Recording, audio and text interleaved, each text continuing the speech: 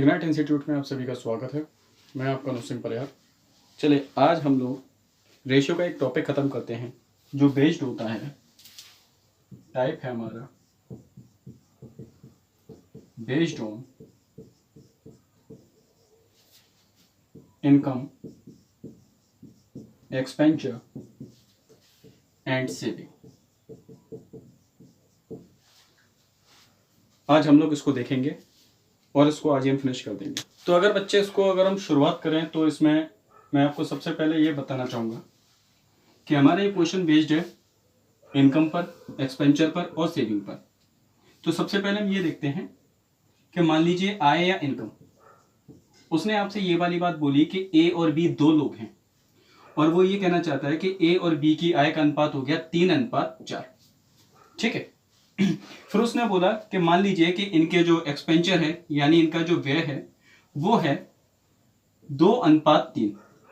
तो एक तो ये वाला प्रश्न आता है कि अगर मैं ये मान लूं कि भाई ए और बी की आय 3 और 4 है, यानी ए अगर 3 रुपए कमाता है तो बी कमाता है 4 रुपए, और उसने बोला कि व्यय एक अगर 2 रुपए खर्च करता है तो बी खर्च करता है 3 रुपए। तो बात अगर इससे मैं समझूं तो मैं ये समझ सकता हूं कि अगर वो महीने में 3 रुपए कमाता है और 2 रुपए खर्च करता है तो इसका मतलब वो 1 रुपए बचाता है, ये इसकी सेविंग हो जाएगी। अरे हाँ या ना। ऐसे ही 4 रुपए कमाता है और वो 3 रुपए खर्च करता है तो इसका मतलब वो 1 रुपया बचाता है। ठीक। तो इसका मतलब इस वाले प्रश्न में 3 से 4 टाइप बनते हैं। पहला टाइप ये बनता है कि जब वो व्यक्ति कमा रहा है और उसके बाद जो उसका खर्चा है वो उसकी आय से कम है, यानी इसका मतलब उसने 3 रुपए कमाए तो 2 रुपए ही खर्च किए तो उसके पास 1 रुपया बच गया। तो इसका मतलब कल के दिन ये भी प्रश्न आ सकता है, अगर आप इसको यही समझें, कि हो सकता है वो 3 रुपए और 2 रुपए का अनुपात हो, यानी वो 3 कमाता हो पर वो खर्च करता हो 5 रुपए और यहां पे अनुपात हो 3।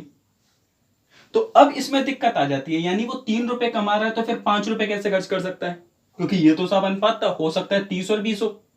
ठीक है। यानी एक प्रश्न आता है ये वाला भी जिसमें इनकम कम होती है, एक्सपेंचर ज्यादा होता है। ये हो गया इसका दूसरा टाइप।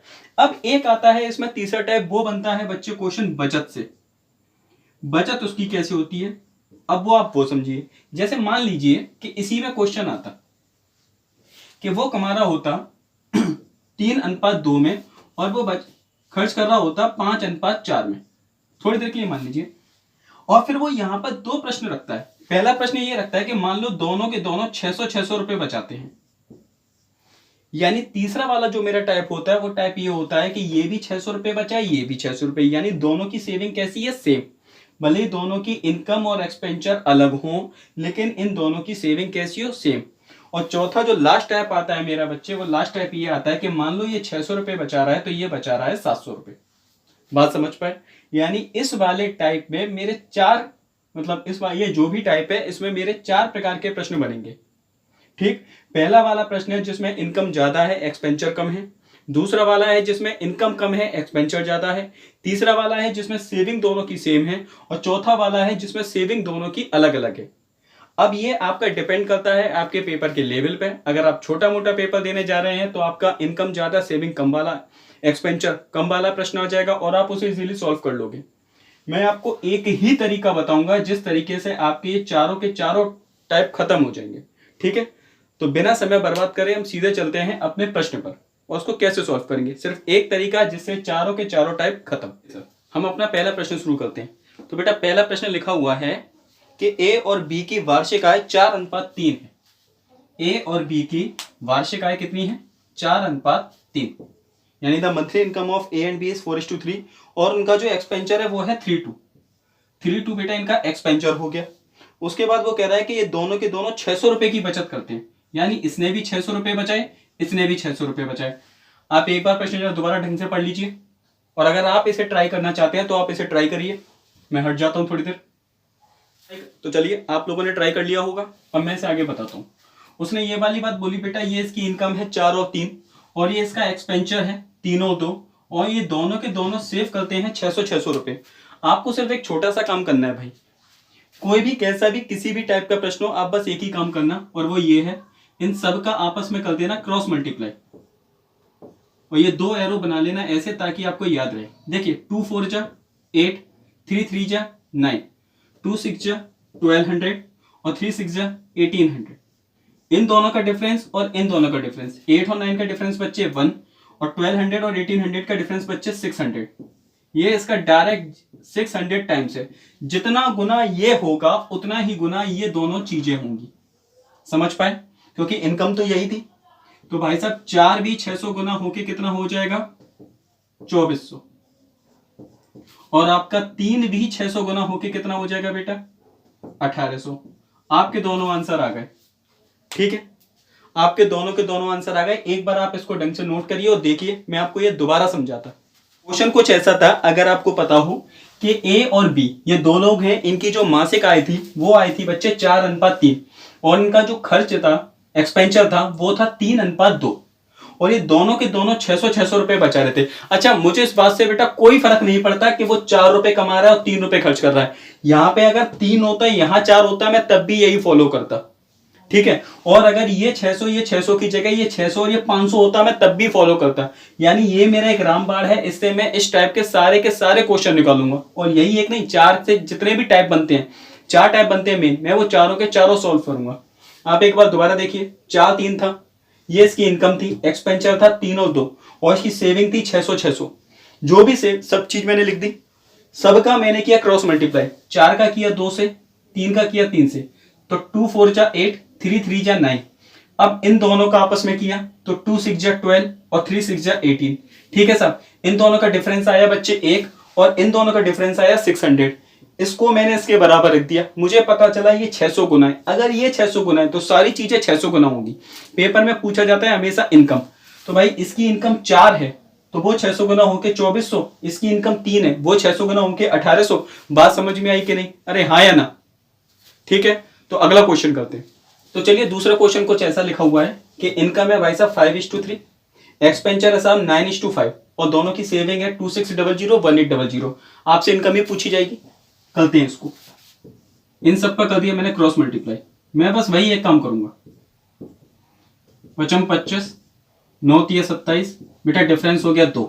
ये बराबर होगा किसके बराबर होगा? 26 गुणा 5। 26 गुणा 5 होता है आपका 130 और 2 0 ये 18 नाम 162। ठीक है साहब, इन दोनों का डिफरेंस कितना है बेटा? 200। तो ये आया, 6 में से 3 गया, 3 आया, 1 से 1 कट गया, यानी 2 की वैल्यू 3200। अरे हाँ या ना? 2 की वैल्यू 3200। तो ये बेटा कितना? 1600 गुना। जितना गुना ये उतना गुना ये भी और उतना गुना ये भी। अगर कोई पूछे साहब इनकम कितनी है, मैं एक बता रहा हूं, दूसरा आप कर लेना। 1600, 16 पंजे 80 और 2 0 ये, तो आपका आंसर आ गया 8000। ऐसे ही इसमें 16 को गुणा करके निकाल लोगे। बात समझ में आई? एक बार आप इसे समझिए, मैं इसे दोबारा से समझाता हूं। फिर आपका क्वेश्चन कुछ ये था कि यदि दो व्यक्तियों की आय 5:3 और उनका जो खर्च है वो है 9:5 और वे दोनों 2600 और 1800 रुपए बचाते हैं, तो उनकी अलग अलग आय ज्ञात करनी थी। तो बेटा देखो, इनकम थी 5 और 3, खर्च था 9 और 5, एक बचा रहा है 2600, एक बचा रहा है 1800। आपको कुछ नहीं करना था, आपको क्रॉस मल्टीप्लाई करना था हर बार। 5 का 5, 3 का 9 से, फिर 9 का 18 से, फिर 5 का 26 से। इन दोनों का मल्टीप्लाई 5 25 9 3 27, 5 का 2600 से तो 13000, 9 का 1800 से तो 16200। इन दोनों का डिफरेंस आया 3200, इन दोनों का डिफरेंस आया 2। तो इस 2 की वैल्यू 3200, ये इसका 600 गुना है, 1600 गुना है, तो सारी वैल्यू 1600 गुना हो जाएंगी। क्लियर हो गया? तो चलिए एक क्वेश्चन और करते हैं। अगला क्वेश्चन भाई साहब आपके सामने ये लिखा हुआ है और वो ये कहना चाह रहा है कि दोनों की जो इनकम है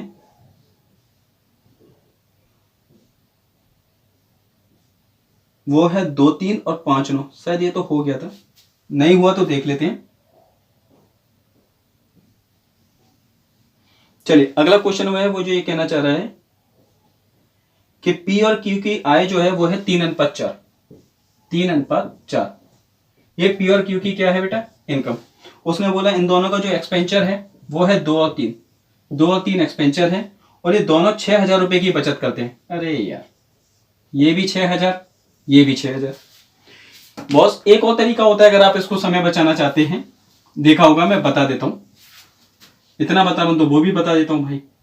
वो तरीका कुछ ऐसा होता है, मैं नीचे बताता हूं कि जैसे कि 3 और 4 है, 2 और 3, तो आपको दिखाई दे रहा है भाई जो इनकम है वो 3 है और उसका जो खर्चा है वो कितना है 2, यानी उसका 1 रुपया बच रहा है, जो हो गई सेविंग। ऐसे ही ₹4 उसकी इनकम है और वो ₹3 खर्च कर रहा है, यानी ₹1 उसकी क्या हो गई, सेविंग।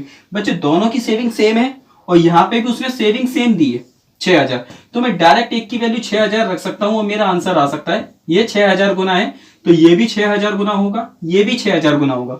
ये भी तरीका होता है। लेकिन वही वाली बात है, कल के दिन अगर आपको ये 4 मिल जाए और ये 5 मिल जाए, फिर आप परेशान हो जाओगे। इसीलिए माइंड में एक ही चीज रखो, थोड़ा सा लेंथी होगा उसे हो जाने दो, लेकिन फिर इस टाइप को दोबारा करना नहीं है। वो क्या चीज होती है सर, कि मुझे बस एक ही तरीका पता होना चाहिए किसी भी क्वेश्चन को करने का। अपना तो यही मानना है कि एक तरीका हो बस, उससे फिर मेरे सारे क्वेश्चन होने चाहिए। तो वो ये रहा भाई, 6 तिया 18 और 6 दूनी 12, आंसर वही आएगा बेटा। ये आया 6,000। तो देखो 3 तिया 9 और 4 दूनी 8, कितना आया 1। एक की वैल्यू वैसे भी 6,000 थी, ऐसे भी 6,000 है। अब वही है, यहां 3 का इंटू कर दीजिए, 4 का इंटू कर दीजिए, क्योंकि इनकम दोनों की आ जाएगी। अगर इसमें 6,000 का इंटू करूं तो 6 तिया 18, 18,000 एक की इनकम है, दूसरे की इनकम आप निकाल लेंगे। क्लियर हो गया। चलिए अगला क्वेश्चन और कर लेते हैं, वो अभी आपकी स्क्रीन पे लिखा होगा। और क्वेश्चन कुछ ये है कि ए और बी की जो मासिक आय है वो है 5 और 6, ठीक है सर। और उनका जो खर्च है वो है 3-4, ठीक है भैया। और इन दोनों का 1,800 और 1,600 रुपए बचाते हैं। ये 1,800 बचा रहा है और ये 1,600 बचा रहा है। तो बी की मासिक आय बतानी थी। अब एक फायदा हो गया सर, और वो ये है कि अब जो बच्चा पहले ये सोच रहा था कि यार मैं इतना लेंदी क्यों करूं, तो देखो बेटा 5 में से 3 गया, कितना बचा 2। 6 में से 4 गया, कितना बचा 2। यानी इससे जस्ट पहला वाला जो क्वेश्चन किया था उसके अकॉर्डिंग तो सिर्फ भाई ये भी 2 आ गया, ये भी 2 आ गया, पर वैल्यू तो मेरी अलग अलग आ गई। अब मैं क्या करूं, अगर मैं उस चीज को रट के बैठा हूं कि ये कैसे भी करके बराबर आ जाए और मैं रट लूं जल्दी से कि हाँ भाई वो ट्रिक सही है, ये बराबर हो जाए, तो फिर अब मैं इसको कैसे करूंगा। अब मैं 2 की वैल्यू 1,600 रखूं या 1,800। बात क्लियर है। यानी अगर मैं थोड़ा सा समय बचाने के लिए जा रहा हूं ना, तो मैं अपनी ही ऋण मरवा रहा हूं। तो इससे अच्छा ये है कि मैं अपने लिए प्रॉब्लम क्रिएट ना करूं, एक तरीका समझूं। तो वो ये है बेटा, आप वही काम करो, मुझे कोई फर्क नहीं पड़ता बराबर हैं अलग अलग हैं कैसे हैं, मेरे आंसर सबसे आएंगे। 5 चौक 20, 6 तिया 18, डिफरेंस है बच्चे 2, 18 चौक 72, 16 तिया 48, इनका डिफरेंस आ गया सब 2 जीरो, ये 12 में से 8 गए 4, 6 में से 4 गए 2, 2 की वैल्यू बेटा 2400, ये 1200 गुना है। तो इनकम आपकी 5 और 6, जो आप निकालना चाहे निकाल लीजिए। अगर ये भी 1200 गुना होगा तो 12 पंजे 60 और ये 0 की 0 हो गया। क्लियर। ऐसे इसकी निकाल लेंगे। इस बार आपसे बी की पूछी थी तो 12 छिंग 72,000 हो जाएगी। क्लियर हुआ कि नहीं, अरे हाँ या ना। यानी इसका मतलब मैंने एक चीज देखी कि मेरे पास कैसा भी क्वेश्चन हो, कोई भी मुझे फर्क नहीं पड़ता, अगर मेरे पास इनकम एक्सपेंचर और सेविंग से रिलेटेड कोई भी क्वेश्चन आएगा तो मैं एक ही तरीके से वो सारे के सारे क्वेश्चन सॉल्व कर दूंगा। बच्चे ये मैंने खुद नहीं बनाई, ये सारे के सारे प्रीवियस ईयर हैं। आप चाहें तो नेट पर इन्हें ऐसे ही डालते हैं, आपको दिखाई दे जाएंगे। तो अगर आपको ये वाले टाइप और ये क्वेश्चन समझ में आ गए हैं तो मैं आपके लिए 2 क्वेश्चन छोड़ के जा रहा हूँ। 1 या 2 क्वेश्चंस मैं अभी स्क्रीन पे आपको दे दूंगा, आपको वो सॉल्व करने हैं और उनके आंसर आप मुझे कमेंट बॉक्स में देंगे। सही है। मैं पूरी कोशिश करूंगा कि पूरी की पूरी मैथ को आसान से आसान भाषा में लाकर आपके सामने प्रेजेंट कर दूं। मैं ये नहीं कह रहा कि एकदम से सारी वीडियोस आ जाएंगी, पर धीरे धीरे मेरी सारी की सारी वीडियोस आना शुरू हो जाएंगी। तो आप ऐसे ही मेरे संग जुड़े रहिए और हम आराम से धीरे धीरे पूरी की पूरी मैथ फिनिश कर देंगे। चलिए, गुड नाइट, जय हिंद।